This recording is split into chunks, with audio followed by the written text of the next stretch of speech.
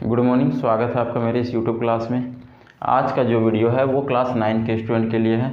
तो क्लास 9 के स्टूडेंट जो हैं, आप लोग को पता होगा कि 15 जनवरी से आप लोग का एक एग्ज़ाम होने वाला है। ठीक है, 15 जनवरी से आपका एग्ज़ाम होने वाला है। तो आप लोग को ये भी पता होगा कि इस एग्ज़ाम में जो क्वेश्चन आएगा वो सारा ऑब्जेक्टिव रहेगा। ऑब्जेक्टिव मतलब टिक लगाने वाला, 4 ऑप्शन दिया हुआ रहता है, उसमें से एक चुनना होता है कौन सा सही है। तो ऑब्जेक्टिव क्वेश्चन का एग्ज़ाम आप लोग को 15 जनवरी से होने वाला है। तो इस एग्ज़ाम में हर एक जो सब्जेक्ट है, हर एक सब्जेक्ट से 40-40 क्वेश्चन आप लोग को दिया जाएगा। और वो 40 क्वेश्चन में हर एक क्वेश्चन एक एक नंबर का रहेगा, तो टोटल नंबर हो गया आपका हर एक सब्जेक्ट से 40। समझिए इसको क्या है कि हर एक सब्जेक्ट से 40 क्वेश्चन रहेगा। जैसे मैथ्स से आपको जो प्रश्न रहेगा वो कितना रहेगा, प्रश्न दिया जाएगा 40 प्रश्न दिया जाएगा। ठीक है, तो अंक कितना मिलेगा, तो हर एक प्रश्न एक एक अंक का है, तो 40 प्रश्न रहेगा तो अंक भी 40 हुआ। ठीक है, इसी तरह से हर एक सब्जेक्ट में आपको साइंस में भी 40 प्रश्न दिया जाएगा और 40 अंक का रहेगा। इस तरह से और भी जो भी पेपर का एग्ज़ाम होगा सब 40 क्वेश्चन रहेगा और 40 अंक हर एक पेपर में दिया जाएगा। और समय जो दिया जाएगा इसके लिए आपको 1.5 घंटा दिया जाएगा। 1.5 घंटा आपके पास होगा इस पेपर का एग्ज़ाम लिखने के लिए। तो आप लोग जानते होंगे कि जैक जो है वो सेट जारी किया है। जैक आप लोग का एग्ज़ाम में हेल्प के लिए कुछ सेट जारी किया है, मॉडल सेट 1, मॉडल सेट 2, जिससे आप लोग को हेल्प हो जाएगा कि एग्ज़ाम में आप लोग को किस टाइप से क्वेश्चन पूछेगा, कैसा क्वेश्चन पूछेगा। तो आप लोग अगर मॉडल सेट 1, मॉडल सेट 2 जो जैक जारी किया है और भी आगे अगर जारी करता है, तो कहने का मतलब है आप अगर मॉडल सेट बना लेते हैं तो आपको बहुत हद तक आप एग्ज़ाम में जो ऑब्जेक्टिव एग्ज़ाम होगा आपका 15 जनवरी से, उसमें आप बहुत हद तक सारा क्वेश्चन आप सॉल्व कर लीजिएगा। ठीक है, तो मॉडल सेट हम लोग आज सॉल्व करेंगे। तो आज हम लोग जो बनाएंगे वो मॉडल सेट 1 बनाएंगे। ठीक है, तो मॉडल सेट 1 मैथ्स आज बना के देखते हैं। ठीक है, आइए स्टार्ट करते हैं। तो आइए हम एक एक क्वेश्चन बोर्ड में लिख के सॉल्व करवा देंगे। ठीक है, तो आप लोग अगर किसी के पास मॉडल सेट क्वेश्चन होगा तो आप लोग मैच कर सकते हैं, सेट 1 में यही क्वेश्चन है। ठीक है, तो देखिए पहला जो क्वेश्चन है वो है कि आपका कि निम्नलिखित में से कौन परिमेय संख्या है। तो 4 ऑप्शन दिया हुआ है, ये चारों में से कोई एक चुनना है जो सही होगा। ठीक है, तो कौन परिमेय संख्या है ये हमको बताना है। तो परिमेय संख्या बोलते किसको है, आप लोगों को पता होगा। परिमेय संख्या उसको बोलते हैं जिसको हम P/Q के रूप में लिख सकते हैं। जैसे 2/4, 3/2, इस तरह से अगर जिस लिखा हुआ रहे तो उसको हम परिमेय संख्या कहते हैं। ठीक है, तो यहाँ पे देखिए उस तरह से कौन लिखा हुआ है जो परिमेय संख्या है। तो पाई तो आप लोग जानते होंगे ये हो नहीं सकता, ये अपरिमेय संख्या होता है। रूट में है तो ये भी अपरिमेय संख्या होगा। ठीक है, ये 3 जो है ये परिमेय संख्या है, क्योंकि हम 3 को P/Q के रूप में लिख सकते हैं। देखिए 3 को हम नीचे लिख सकते हैं, कुछ नहीं है तो 1, 3/1 भी 3 ही होता है, तो ये हो गया P/Q के रूप में। तो P/Q के रूप में हम जिसको लिख सकते हैं उसी को हम परिमेय संख्या कहते हैं। तो 3 को P/Q के रूप में लिखा जा सकता है। बाकी ये √3 और पाई, रूट और पाई क्या होता है, अपरिमेय संख्या होता है। ठीक है, तो अब दूसरा क्वेश्चन देखिए, इसलिए ये ऑप्शन सही है पहला का। दूसरा में देखिए 2 परिमेय संख्याओं का गुणनफल निम्न में से क्या होता है। ठीक है, तो ये क्वेश्चन पूछ रहा है कि अगर हम 2 परिमेय संख्या लेंगे और दोनों को गुना करेंगे तो कैसा संख्या हमको मिलेगा। ठीक है, तो अब दुनिया का कोई भी 2 परिमेय संख्या उठा सकते हैं, उठा लीजिए। जैसे एक मान लीजिए कोई भी परिमेय संख्या हम लिख दिए 3/2, दूसरा कोई परिमेय संख्या लिख दिए 4/1 मान लीजिए। ठीक है, इस तरह से 2 परिमेय संख्या लिख दिए। अभी दोनों का गुणनफल बोला इसलिए गुना किए, तो 4 तिया क्या आ गया 12 और नीचे में क्या आ गया 2 एका 2। तो ये भी कैसा संख्या है, ये भी परिमेय संख्या है। देखिए ये भी P/Q के रूप में लिखा हुआ है ना, तो इसको भी हम परिमेय संख्या बोलेंगे। तो इसलिए यहाँ पे परिमेय संख्या वाला ऑप्शन सही हो जाएगा, यानी बी इसमें सही है। ठीक है, तो ये दोनों नोट कीजिए, उसके बाद हम लोग आगे वाला क्वेश्चन देखते हैं। आगे देखिए तीसरा क्वेश्चन है कि 0 किस प्रकार की संख्या है। तो आप लोग नहीं जानते होंगे कि 0 कैसा संख्या है। 0 देखिए 0 को हम परिमेय संख्या भी बोलते हैं। ये इसका बी नंबर परिमेय संख्या सही होगा। 0 को हम परिमेय संख्या के रूप में लिख सकते हैं, 0/1 लिखा जा सकता है। 0/1 भी क्या होता है, 0 ही होता है, लेकिन इसको इस रूप में लिख सकते हैं, इसलिए P/Q के रूप में इसको लिख सकते हैं, इसलिए इसको क्या बोला जाता है, परिमेय संख्या बोला जाता है। ठीक है, अपरिमेय संख्या तो वो होगा नहीं, अभाज्य संख्या तो 1 से स्टार्ट होता है, बी नंबर सही है। ठीक है, परिमेय संख्या 0 किस प्रकार की संख्या है, तो 0 परिमेय संख्या है, ये याद रखिएगा हमेशा। चौथा नंबर क्वेश्चन देखिए, प्रत्येक परिमेय संख्या है, तो बोल रहा है कि प्रत्येक परिमेय संख्या कैसा संख्या है, पूर्ण संख्या है, अपरिमेय संख्या है, या प्राकृत संख्या या वास्तविक संख्या है। तो प्रत्येक परिमेय संख्या जो है ना वो वास्तविक संख्या होता है। ठीक है, आप लोग जानते होंगे कि सबसे मतलब दुनिया का कोई भी नंबर, जितना हम नंबर जानते हैं वो वास्तविक संख्या होता है।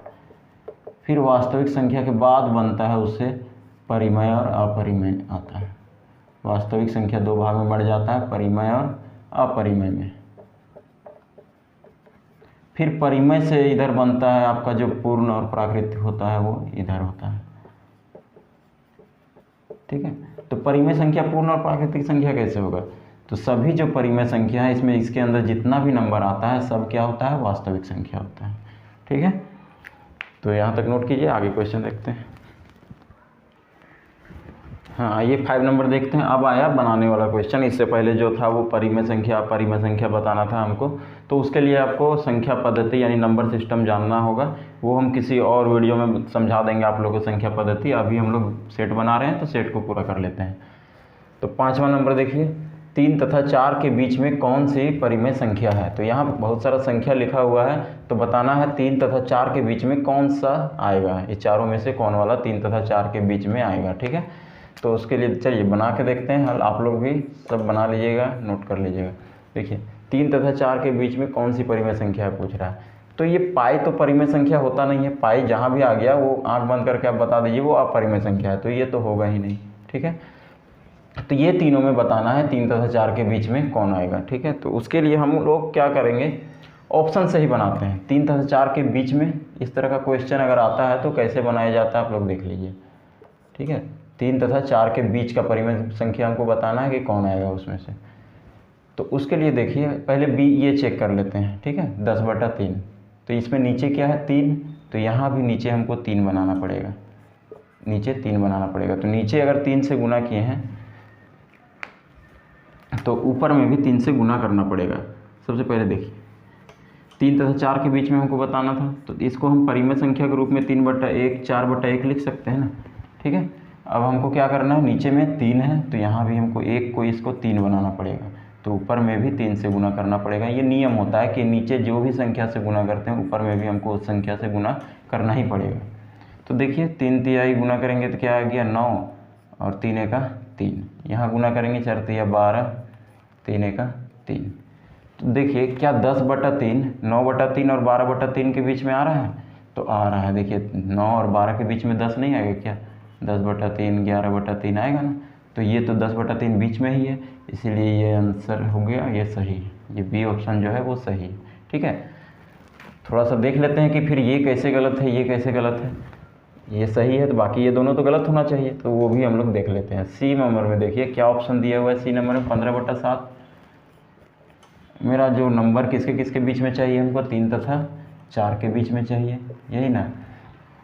अब देखिए इसको परिमेय संख्या के रूप में लिखना है तो नीचे में 1 लिखना पड़ेगा। अब नीचे यहाँ पे देखिए 15/7 में नीचे क्या है 7, तो ये 1 को भी हमको 7 बनाना पड़ेगा, तो 7 बनाने के लिए 7 से गुना करेंगे तो ऊपर में भी 7 से गुना करना पड़ेगा। ठीक है, दोनों में काम कर दिए।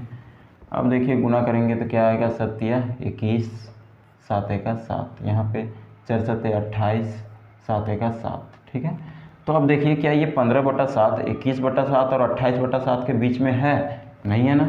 21/7 से तो पहले आएगा 15/7, तो ये दोनों के बीच में नहीं है, इसलिए ये ऑप्शन क्या है, गलत है। इसी तरह ये ऑप्शन भी क्या हो जाएगा, गलत हो जाएगा, ये भी गलत है। ठीक है, तो ये सही है।